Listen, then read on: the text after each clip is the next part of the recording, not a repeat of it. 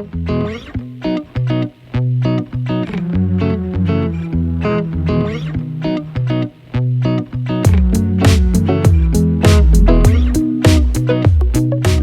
hello, everyone, and welcome to listening to Lancaster. My name is Jonathan Russell with Hourglass, and I am thrilled to be here with Scott Standish, the director of the Lancaster County Planning Commission. Thanks so much, Scott, for being with me. Thank you, Jonathan. Really, thank you for the opportunity and invitation. Yeah, of course. Sorry to get that quite out. Of course, we're thrilled to have you. So would you mind starting off just by introducing yourself and the Planning Commission? Sure. I'm a native of Lancaster County. I was born and raised here, and went to school here, went to Millersville University, and got a degree in geography with environmental studies emphasis. And after graduating from college, I applied for a position here at the County Planning Commission as a planning technician, or cartographer, actually. So I made maps way before we had GIS and all that type of thing. And worked through various positions in the department. Was acting director back in 1988 before we hired Ronald Bailey to come to town and serve as our director. And then most recently was promoted to executive director 8 months ago. So that's kind of my story. Thank you. It's been a really great and interesting journey along the way. I work for the County Planning Commission. We have a staff of 29 folks that do staff the commission. The commission is basically made up of 9 members appointed by the Board of County Commissioners. They're volunteers. 6 of them represent regions in the county, and 3 are at large. So they represent, general concerns in the community, everything from the environment to development to agricultural protection, things of that nature. So the board is responsible for appointing those to 4-year terms.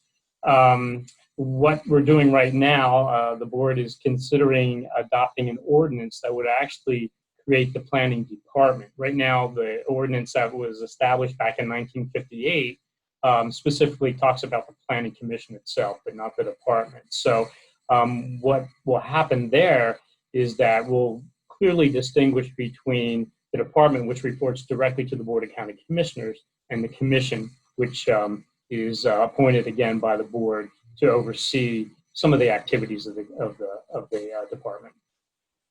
Okay, wonderful. You do a lot of work, and one of the things that I think is most public work that people might be familiar with is the Places 2040 plan. Can you give us a little bit of an overview of that? Sure. The Places 2040 is the county's comprehensive plan. It's the only county-wide plan that looks at land use, transportation, quality of life issues from a county-wide perspective. The municipal planning code requires that counties in Pennsylvania prepare plans, and they look at them every 10 years to see if they need to be updated and so forth. And since our last plan was done, we felt that there was a real need to take a look at updating our plan. And actually, we went back to the drawing board, if you will. Typically, comprehensive plans are encyclopedic. They're huge. Our last plan was over 300 and some pages. And in today's world, it's very difficult for people to utilize something of that nature in making local decisions and so forth. So what we decided to do was develop a plan that was very concise, illustrative, user-friendly, and I promised the commissioners it would be less than 100 pages, and it came in around 92 or so. But what it did was really help define a path for us to create the future that we all want to see in Lancaster County. So it ended up, after 3 years of public engagement with the public sector, the private sector, nonprofit sector, our Partners for Place, of which the Hourglass is certainly a big part of that. And I want to thank you, Jonathan, for all the contributions you've made and continue to make as we go into this next phase of implementation, which we can talk about. But the plan itself identified 5 big ideas for our community and 26 policies to implement those 5 big ideas. And along with that, we've identified 7 catalytic tools or strategies that we believe will be the catalyst to implement the plan as we move forward. As part of that, also, we created, as most typical comprehensive plans do, a future land use and transportation map. And that plan visually represents the 5 big ideas and 26 policies, and provides at least a visual for what we want to see Lancaster County look like in the years ahead. And this comprehensive plan, what are some incentives for local municipalities to work with the county on implementing this comprehensive plan? Because pretty much all land use decisions are local. Yeah, what's the incentive there? Yeah, that's exactly right. Counties in Pennsylvania are advisory bodies for the most part, so the only power we have is the power of persuasion. And so what we try to work really hard with our local officials, work with our authorities, our school districts, our partners for place, and others to really implement the plan. And the benefit of doing that is that we're looking at things from a countywide perspective. And when you think about a lot of the issues that we're faced with today, and, economic markets, we're looking at infrastructure issues, we're looking at natural resources and systems and all of that. None of those are bound by political boundaries. These transcend those boundaries. And that's why a subtitle of our plan is called Thinking Beyond Boundaries, because we really do need to look at those things, more holistically. And that's one of the benefits, I think, that we bring to the table. We facilitate conversations on a regional and countywide basis and so forth. And it just makes more sense in terms of us all trying to work together to achieve the goal that I think we've all set out for all of us as we move forward. That's great. And this conversation would be not complete if we didn't talk about the 2020 elephant in the room, which is COVID. So how has COVID affected the work of the Planning Commission? Have you worked remotely? Have you had to lay folks off? Or how has that worked? Well, we've been fortunate to be able to keep our staff, and unfortunately, we are able to do a lot of the work remotely. So I have been in the office most of the time. I worked from home about 3 weeks. I manage by walking around, so it's really hard to do that, remotely. But about a third of my staff of 29 people are now back in the office full time. The rest of the staff is in at least 1 day a week.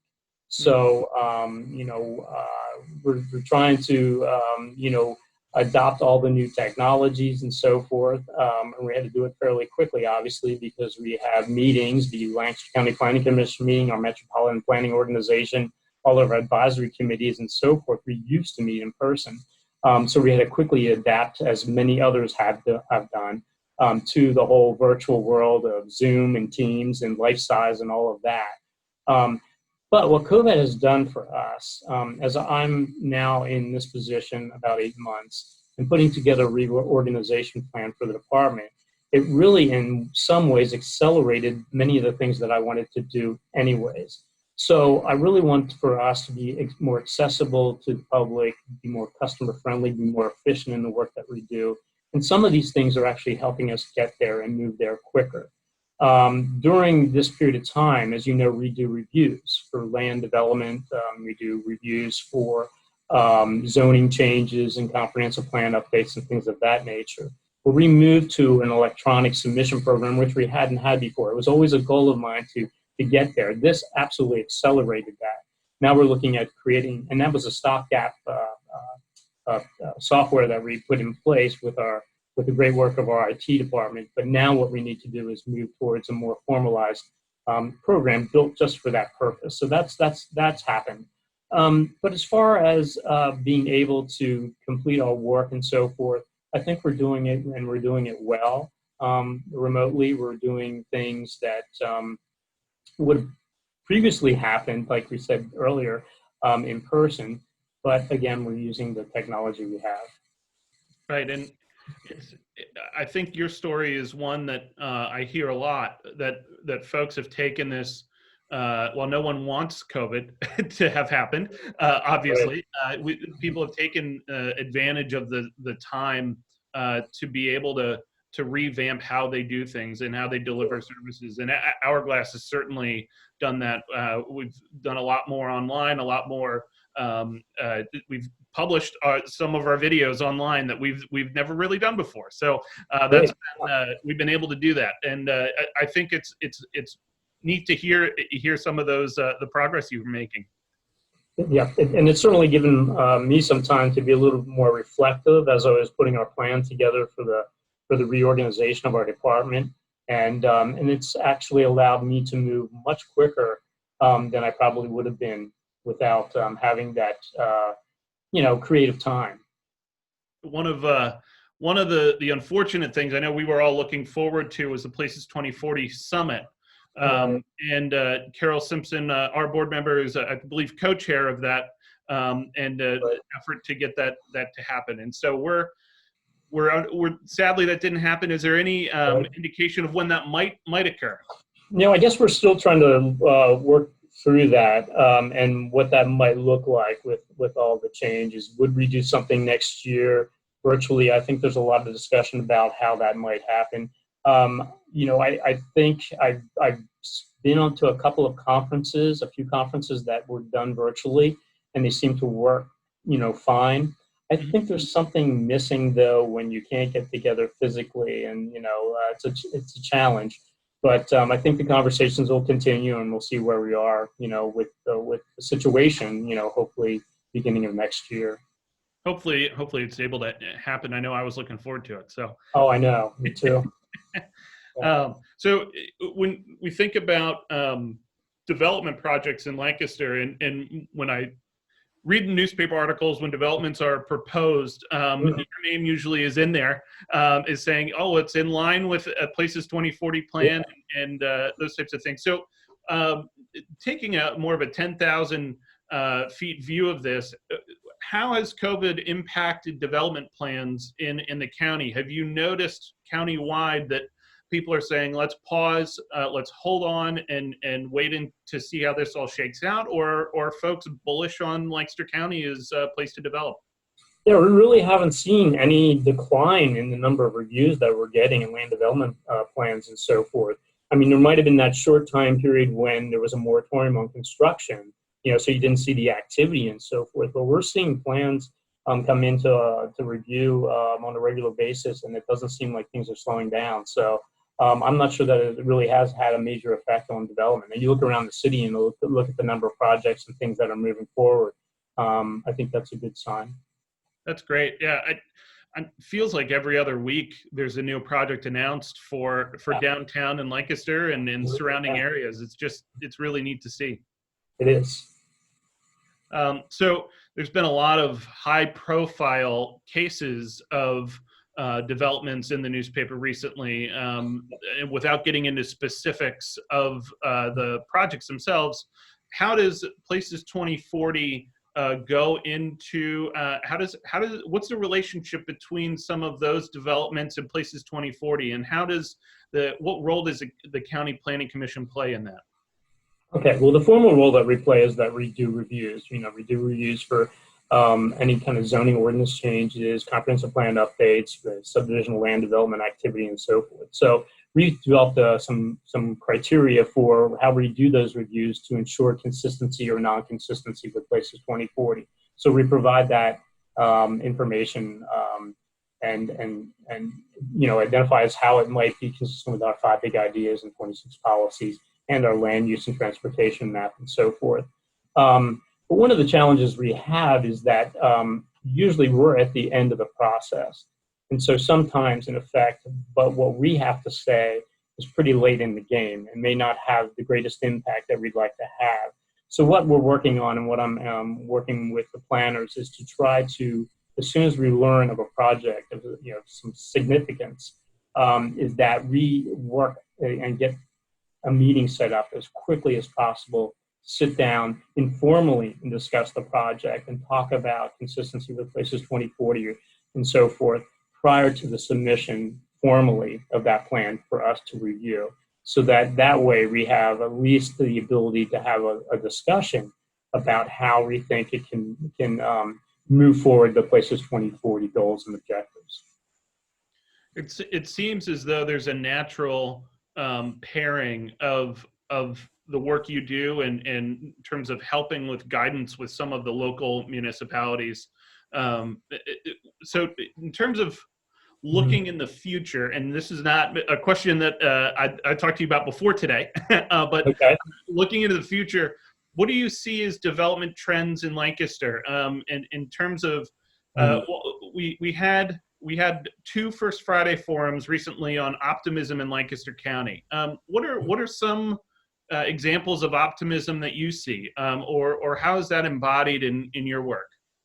Well, a couple of things. We're now in the process of revisiting our growth tracking process in preparation of our fall workshops that we're going to hold here in the next 2 weeks. And thank you again for participating in that. And what we'll be unveiling there is some new information we have on some of the trends that we're seeing in the county. What I can say I'm optimistic about in one area, and these are preliminary numbers, is that we're seeing a definite increase in multifamily housing in Lancaster County. As you know, that is a big goal in our plan, and as many folks in Lancaster County can attest to, is that we need to provide more housing choice. So that's a good sign we're seeing movement there. Where we're not seeing the movement that I had hoped was in our density. Now, you'll see it in different urban growth areas and so forth where we're seeing an increase, but overall, we're maintaining the 4.4 units per acre across all of our DGAs of designated growth areas in the county. Our goal on average across the entire UGAs is 7.5. So we aren't moving that needle at all. So that's a concern because, again, by 2040, we can expect upwards of 100,000 new people in this county. We now, our numbers are showing we have about 24,000 acres of buildable vacant land within our urban growth areas. Now, if we don't try to build more compactly, then we're going to be utilizing that land much more quickly. And nobody in this county wants to see us move those urban growth boundaries outward to accommodate that growth. So we have to either build more compactly, go up instead of out, or we're going to have to move those boundaries outward. And like I said, nobody wants to see that. Right. Can you, and you mentioned a little bit here, there are regional planning meetings happening in the next 2 weeks. Can you tell me a little bit about those and what will happen at those? And also, because I'll be attending and curious to know what I'm getting into. No, that's great. No, and certainly, again, thank you. We're so pleased that our Partners for Place, of which you are one, that there's 26 other ones, and these are countywide, regional, or citywide organizations that have come together to help us prepare this plan, but also stick with us during this next phase of implementation where the rubber does hit the road. And we started these workshops right before COVID had hit. So back in March, we had our very first workshop, and we developed these workshops around the 5 big ideas. So the first one that we did was around taking care of what we have. In that workshop, we talked about how we want to create large contiguous blocks of natural resources, farmland, and also protect our water resources. And so as part of that process, we introduced to our communities, here are the things that we would need to do to implement that goal. And now what the planners are doing in each of the regions around the county are working and doing more one-on-ones with municipalities and other groups to implement. Now, the ones in the fall are going to be very, very important because this is around the big idea of growing responsibly.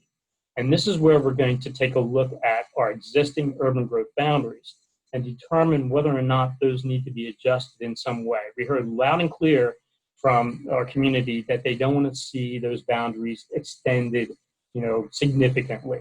We might want to go back because these boundaries were put in place 20 years ago. We might want to go back and tweak things here and there, include some land that has infrastructure capability and is not a high priority for preservation. Or we might want to pull in some other areas that aren't going to be developable for whatever reason and try to create that balance. But so what we're going to be doing is looking at these numbers that I talked about previously and determining whether or not, the boundaries are in the right place and what kind of things happen within those boundaries in terms of what does that development look like. So we're dealing with the location of growth and the pattern of growth, and that's kind of what we're going to focus on. Well, I look forward to it. It's going to be fun. It will be, absolutely. And we're going to be able to meet following all the COVID protocols and so forth. We'll be meeting in person at the various places around the county. And I'm excited again because we're getting a good response. So. Good.